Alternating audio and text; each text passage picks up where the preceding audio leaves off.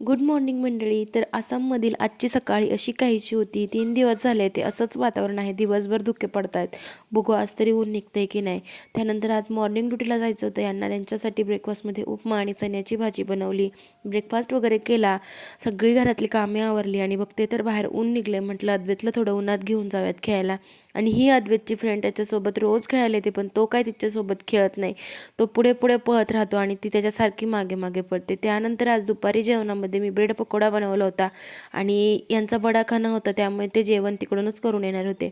आणि दुपारी अद्वैतला झोपी लावत होते तर तो काय झोपायचं नावच घेत नव्हता. खूप सारे MDF बोर्ड माझ्याजवळ पडलेले होते, म्हणून मग मी हे ऑल हँगिंग बनवलं 10 रोजाचं जे. त्यावरती छान मिरर वगैरे लावून छान बनलंय. तर कसं बनलं हे नक्की कमेंटद्वारे कळवा. आणि त्यानंतर संध्याकाळी अद्वैतला मस्तपैकी स्वेटर घातला. मीही रेडी झाले कारण हळदी कुंकवाला जायचं होतं आणि थंडी खूप वाजते. त्यानंतर मग हळदी कुंकवाला गेलो. हळदी कुंकाचाही कार्यक्रम खूप छान झाला. वाण वगैरे घेतले त्यांनी. नाश्ताही बनवला होता आमच्यासाठी. मेंदूवडा वगैरे बनवला होता. त्यानंतर उखाणेही घेतले त्यांनी. खूप छान छान उखाणे घेतले. छोटंसं डेकोरेशन वगैरे केलं होतं. खूप छान झाला कार्यक्रम. त्यानंतर घरी आले.